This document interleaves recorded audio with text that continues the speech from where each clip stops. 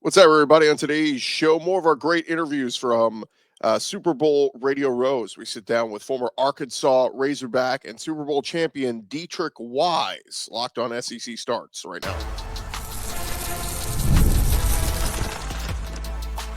You are Locked On SEC, your daily podcast on the Southeastern Conference. Part of the Locked On Podcast Network, your team every day. And what's up, everybody? Welcome into Locked On SEC. It's great to have you guys along. I'm Chris Gordy. Thanks for making Locked On SEC your first listen every day.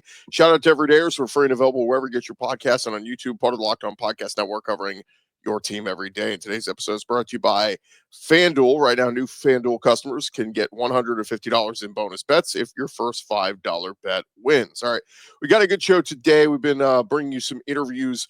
We caught up with some former SEC stars over at Super Bowl Radio Row in New Orleans. We're able to sit down, share some old college stories and the like. Last week, if you missed it, we had Danny Werfel on, giving us some tidbits on Florida. We had Brandon Bolden on talking about his days at Ole Miss.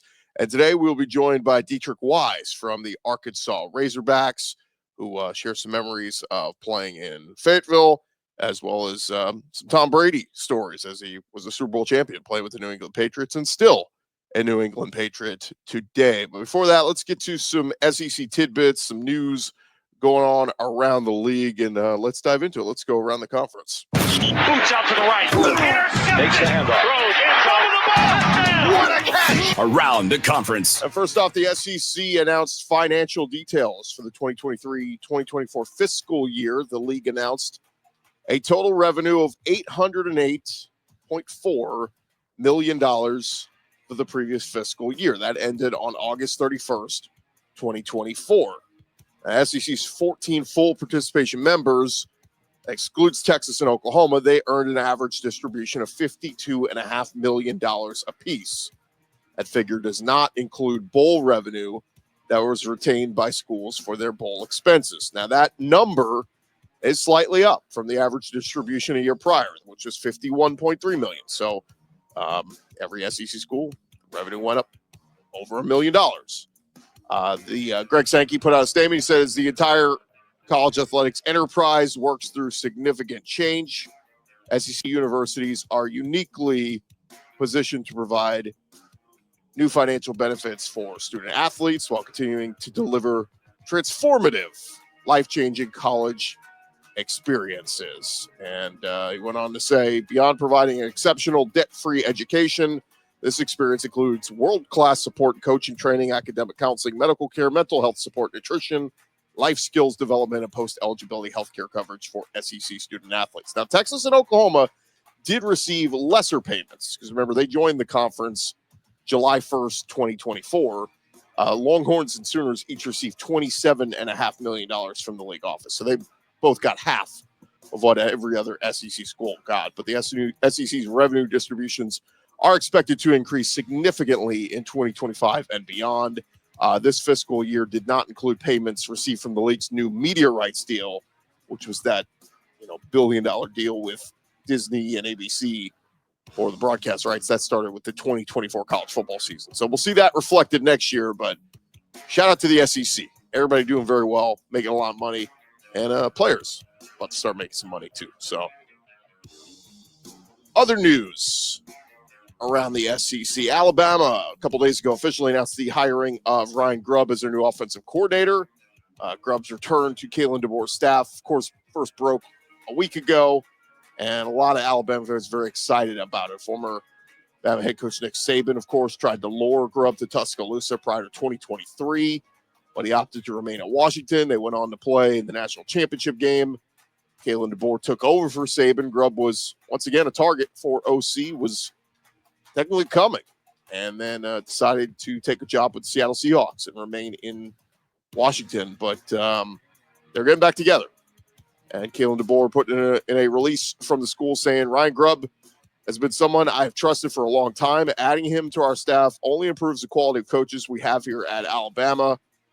He's one of the best offensive minds in the country, and I can't wait to see what he brings to our organization moving forward. Grubb was the run game coordinator and O-line coach for DeBoer at Sioux Falls when they first met working together, winning NAIA national championships together. Then they worked again together at Eastern Michigan, then at Fresno State, and then at Washington. It's one of those things where they just can't quit each other. But DeBoer, when he left the Bulldogs to join Indiana, Grubb stayed at Fresno and replaced DeBoer as OC.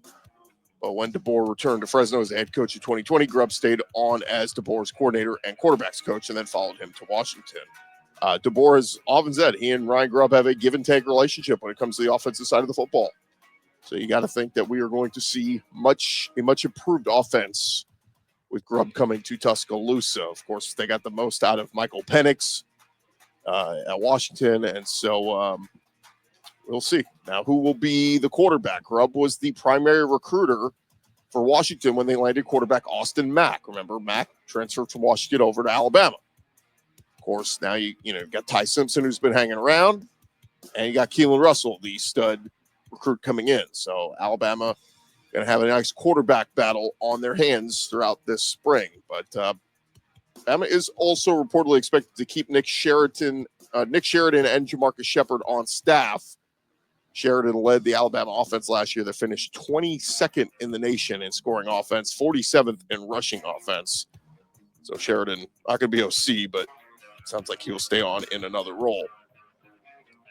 And one other tidbit here, Billy Napier at one point last season was being rumored that he was going, that he could be on the hot seat. He could be out as Florida coach. Started off 3-3. Things are not going well, but they stayed the course. They finished 8-5, won the Gasparilla Bowl against Tulane, and big expectations raising for the Gators coming into this year.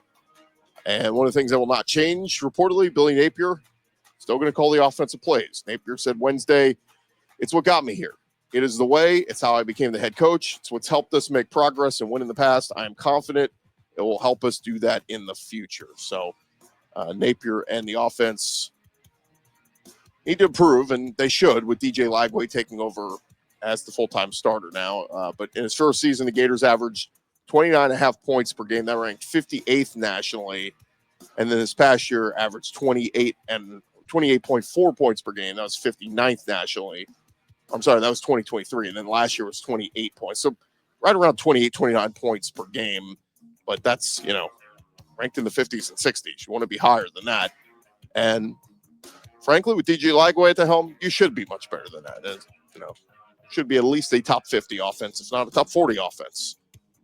Gator fans could have their way. It would be a top 20 offense, but we will see what they could do in terms of points per game next year. But Billy Napier, not bringing in somebody to call the plays. He will be doing it himself once again. And there you have it. That is the latest news going on around the conference. Thank you guys for making Locked On SEC your first listen every day. Coming up next, that sit down with former Arkansas Razorback Deatrich Wise, one of the best players in the NFL to come out of the SEC. That's coming your way here in just a second.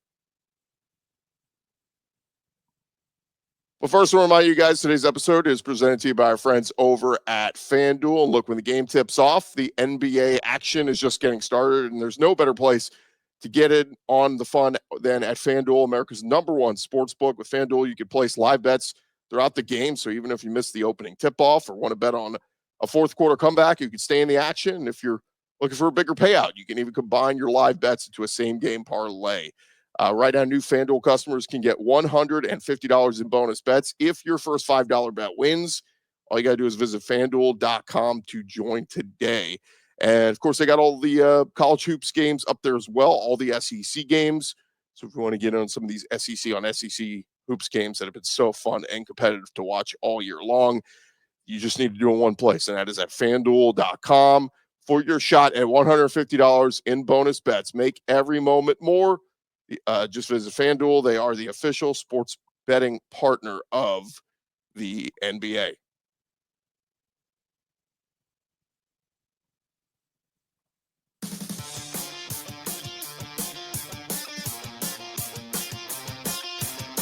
I run along here, Locked On SEC, and it was a lot of fun over at Super Bowl Media Radio Row in New Orleans and catching up with a lot of former and current NFL players and a lot of guys who starred and played in the SEC. And one of those guys we were able to catch up with Deatrich Wise, who had a nice career with the Arkansas Razorbacks, had a lot of big moments in the SEC, and now doing it on the next level with the New England Patriots, won a Super Bowl there with them.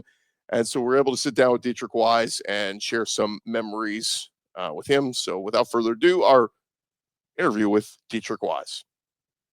We're along here from Radio Row, and always fun to catch up with current players, former players, and catching up with a guy who is an Arkansas Razorback, New England Patriot, Deatrich Wise, joining us right now. What's going on, man? How are you? Man, doing well. Just soaking it all in. This is my first time here, not as a player. So yeah, it's wild. I mean, this thing's gotten bigger and bigger. I remember like 10 years ago, it was like maybe 100 tables, and now it's like 300 tables, and it's just massive, massive, massive. But you've been on the big stage before. You've been at a Super Bowl before. I have. What's give me your favorite playing memory so far in the pros? The pros or Super Bowl? Okay. Which one? Just whatever. Okay. All right. So playing memory of the pros. Oh man, that's so many. Wow. I have a bunch. I would say, let's say, starting off with just winning the Super Bowl. Okay. That was really good. 2018 beat the Rams. The whole game was just great because that season. Houston? That was we were in Atlanta. The versus comeback. The Rams. That's right. No, not versus Atlanta. Okay. That's right. That's right. The Rams in Atlanta. Yeah. It was supposed to be the Saints, but they, a little bit of a unfortunate call there. Yeah. Take me a little bit back to your college days. Where'd you grow up? Why'd you choose Arkansas? Well, I grew up in Dallas, Texas, okay. And Arkansas was the closest one to home and one of the biggest schools to offer me. So at the time, they were ranked third, and they had a great coaching staff. And I said, you know what, this is a school for me. School academics, home proximity, everything's worked out. So Brett Bielema, right? Brett Bielema came there my second, third year. Okay, so who recruited you? Joe Petrino. Okay. Yeah. So no. Bobby. Bobby. I don't know if it's Joe. My bad. Bobby. Yeah, and the funny thing is he's back in Arkansas now. Yes, he is. As the offensive coordinator. And they're doing pretty good right now. They are. Our guy Taylor Green's doing really well. We've had him on the show, by the way. But it's funny. Okay, so Bielema comes in. What was that like making that adjustment to a different head coach? It was good. I always saw head coach change as something that I would have to get used to or learn to get used to when I got to the pros. So I had 3 different head coaches, 2 or 3 different DCs, and a bunch of different D-line coaches. But when he came in, he changed the atmosphere in the sense he was the type of guy who he had his foot down early, but then we realized he actually cared for the players and he wanted to win. He was a very brilliant coach. He ended up not following me, but we ended up going to the same team, to the pros a year later. So that was pretty cool, just seeing his evolution from college till now. And now he's back in college at Illinois, and he's tearing up. Yeah, and pissing off Shane Beamer, too. Yeah. Did you see that? I saw that. He's getting under people's skin now. He is. Do you have a favorite moment from college, a tough atmosphere you guys played in, a big win? Yeah, well, playing LSU was always tough. I know we're in New Orleans now, and it's kind of equal out. LSU country, yeah. Yeah, but playing them was always loud. It was always we played them at night. We played them in daytime, same atmosphere. But that was one of my favorite memories when we played them at home for the boot, which is our trophy call. Yeah. Golden. It was a great game. Do people really care about the boot? Yeah. Okay. Yeah. A lot of players I've talked to, they're like, we don't care about the boot trophy. Well, I don't know who you talked to, but all the players that I played with and before they wanted to win that boot. That thing's heavy too. It is. It took like 4 guys and like 4 offensive linemen to lift it up. So it was tough. But that game we ended up shutting them out. I want to say it was 17-0. That was our first SEC win to kind of get us rolling. Yeah. After that, we start rolling every year after that. So nice. We did a really good job. Do you have a favorite sack from college or the pros? Favorite sack. I had a big sack against Johnny Manziel. Okay. That was a big one. Sacking LSU was always fun because, that was our rivals. Well, but that was before they got Joe Burrow and Jaden Daniels, right? I mean, they were a little bit different. They still were good. That was still Death Valley. They still had their guys. I'm trying to see who all. I don't know. I think that would probably be my favorite sack, the Johnny Manziel sack. Did you ever get to Brady in practice? This is my story. So I want to say my rookie year, wide-eyed, but you tell I'm happy. I'm doing my thing. I'm coming around the edge, and I get maybe like a beard hair from Brady, and I just kind of like tap his shoulder and keep on running past. Didn't think anything of it. We come back to the meeting room. Coach has the film on. First play that my D-line coach shows is my 2 pass rushes. I'm thinking like, oh yeah, he's gonna talk how good I was. He paused it at the touch. It's like, listen, if you ever get that close to Brady again, you're messing with my career. And he pointing that to everybody, his career. Don't you touch Brady ever. Ever since then, I got nowhere near. I'm like, you know funny. what? Cool. Yeah. No, we had Brandon Bolden on earlier this week, and he was telling us how like he had, you know, a lot of times he was that blocking back that had to get in there and block. And he's like, yeah, it's like Ray Lewis blows him up, and he's like, what do you look? I did my best. What do you want me to do here? But yeah, that's the franchise right there. You got to protect him. Yeah. What's take me through these last couple of years? What have you seen with the game kind of changing? You've added an extra game and all that. Is it even more emphasis taking care of your body and doing the things you need to do? Yeah, you know, taking care of our body is really number one. Because I think, first of all, every player is a good player when they come into college, come into the league from college. What separates them is who they are from the shoulders up.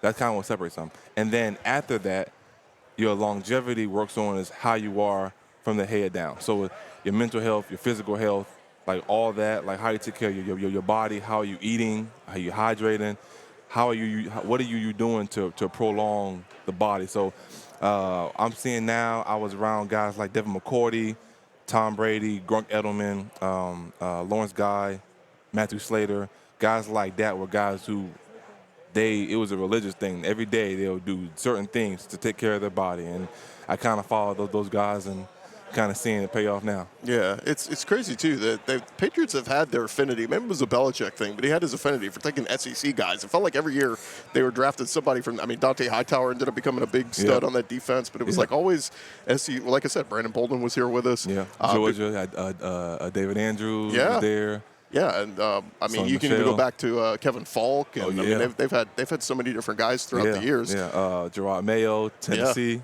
Yeah. Who's the toughest O-lineman you've had to go up against? So I always have like my 3 on each side. As a left tackle, it was Lermy Tunsil, Okong from the Chargers. Mm-hmm. He was really good. And then I would probably put, what's his name? The gentleman from the Dolphins, Armstead. Those were good. Those were good tackles. On the right side, you had Lane. Lane was really good. I faced him my freshman year, and then in the Super Bowl, and I realized I had some work to do, but came back, and I think we've had good battles between then. Yeah. But he's really good. Trent Brown. Okay. Trent Brown's really good, definitely. Orlando I love that Brown. you know both sides. Like you're like, well, I'm coming off this side. I'm coming off this side. I know. I gotta know who I'm going against. He just retired, but the offensive tackle Ryan from the Saints, he was a good player. Yeah, Ryan Ramczyk. Yeah, he was really good. I don't know why he retired, but he was a good player. Yeah. Playing against him. A lot of guys have gone out early, and we've seen it everywhere from. Who was my guy? The old Willis from Ole Miss. You know, he was at the peak of his game, Patrick Willis, with the 49ers, and like, no, I'm going to leave healthy. Yeah. We saw Andrew Luck. It's some guys are like, look, I'm going to take care of my body. I don't want to be limping around the rest of my life. Yeah, but that's all about taking care of your body now, right? Yeah, guys want to walk out now instead of getting carried out. So I guess that's where it is now, and I think those guys probably felt like they did what they had to do in order to feel accomplished. Where's your fandom? You used to watch Arkansas games? Yeah. Okay. Still watch Arkansas games when I can. I'm busy every now and then, but it's this tough. year it's tough. Like when the day before a game, when the college games are on, you got to find time. Yeah, most times they'll play. We're traveling. Or we're in meetings. Right. So I had to find that little window to watch at least the first 2 quarters or the last 4 quarters, depending on where it is. Yeah. So a lot of times when they played at 11, 12 o'clock or 12 o'clock, I was traveling or in a meeting or things like that. So we caught a few games. Hunter Henry and I caught a few games. There you go. So, yeah. That's true. I forgot about Hunter Henry. You had him. What do you think of your former quarterback being in the broadcast booth now? How's he doing? Oh, Tom? Yeah. Doing a pretty good job. I always like when players, when commentators are ex-players. Yeah. Because they know the game, they can relate to the players, and then give the audience or the fans what they see on the field. Tony Romo's been great doing that. I want to say Greg's been great doing that. Now Brady's doing the same thing. And now there's even sideline reporters like the McCourty brothers or Devin. Yeah. He's doing a great job too. So just seeing guys like that, and there's so many more. But it's just funny watching Brady. He's getting the makeup, spiking the hair just right. Like, you know, he's the pretty boy. Yeah, oh yeah. Yeah, they got to get it just all right. about the looks.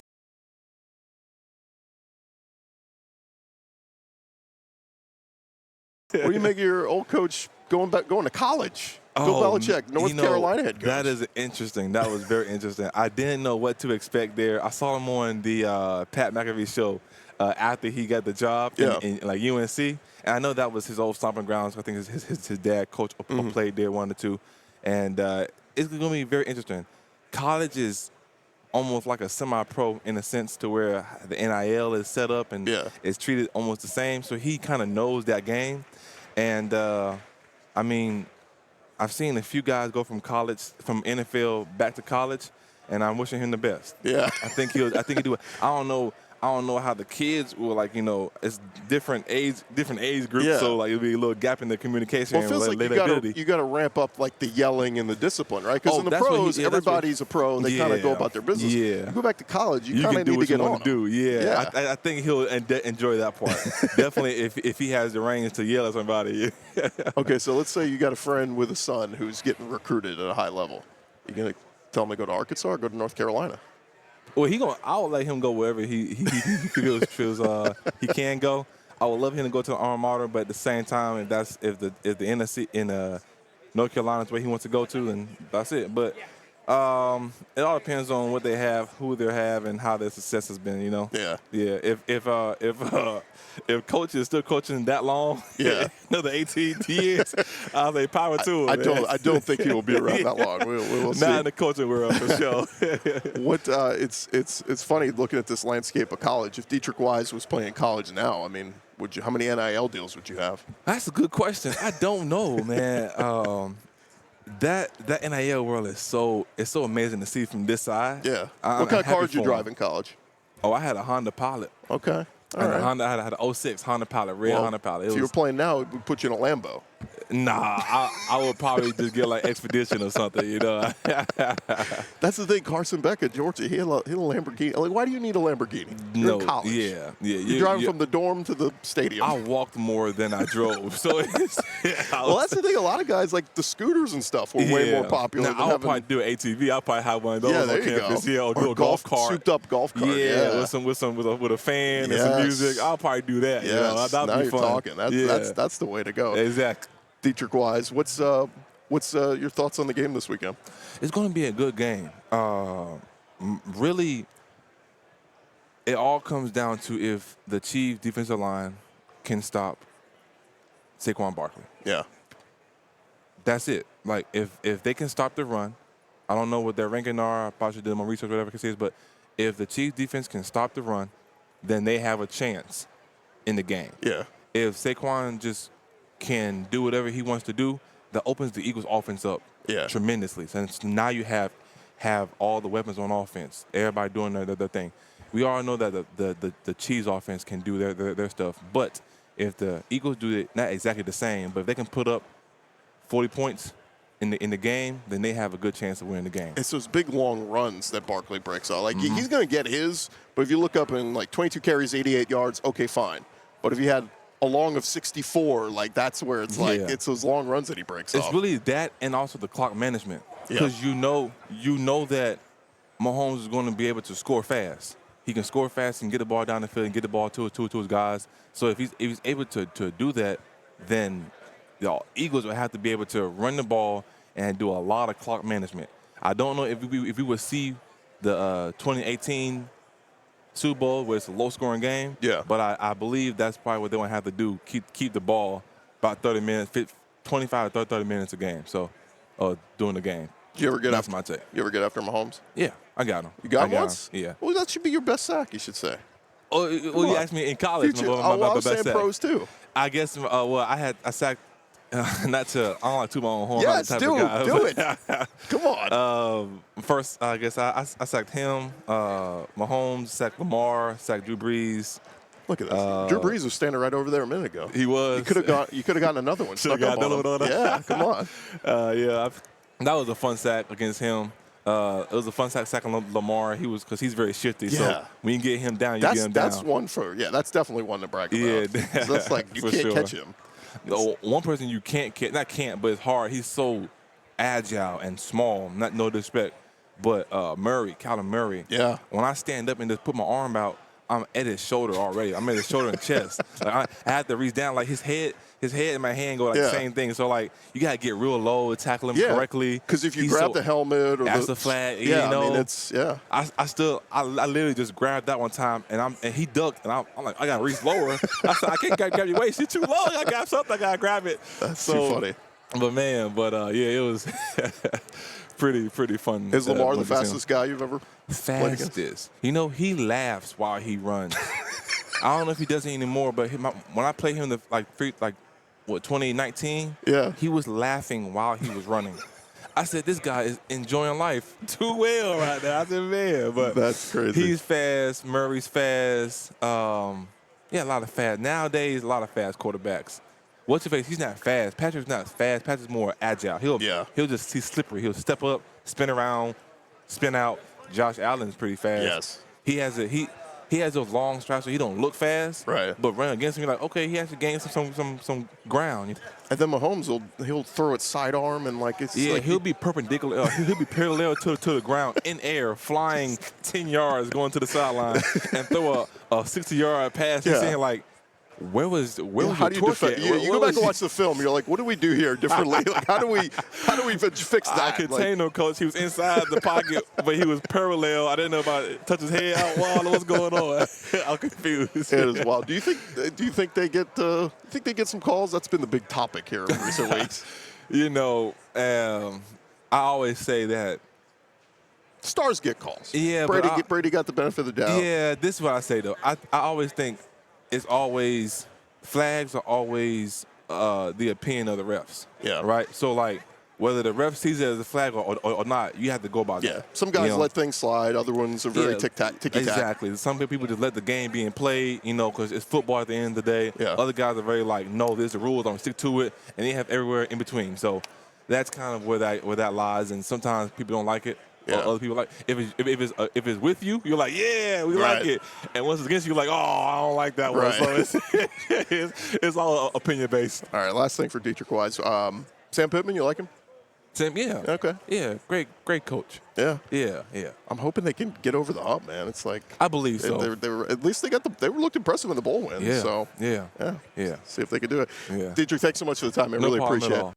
Our thanks again to Deatrich Wise for sitting down with us. You want to make sure you guys are subscribed to Locked On SEC. We still got more interviews to come throughout this week, including Alabama legend Sean Alexander we'll sit down with, former LSU defensive lineman Michael Brockers. Also caught up with current South Carolina defensive lineman Dylan Stewart. We'll bring you guys that.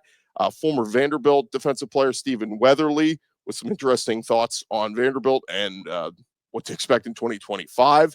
And Adam Brenneman going to stop by as well to talk all things college football and some SEC as well. So all that coming your way this week on Locked On SEC. Make sure you guys are subscribed. And we'll also catch up with Brian Smith. You guys don't want to miss that. We're going to recap the big Under Armour recruiting weekend with him as well. This has been Locked On SEC. I'm Chris Gordy. You guys have a great weekend, and we'll talk to you guys next week.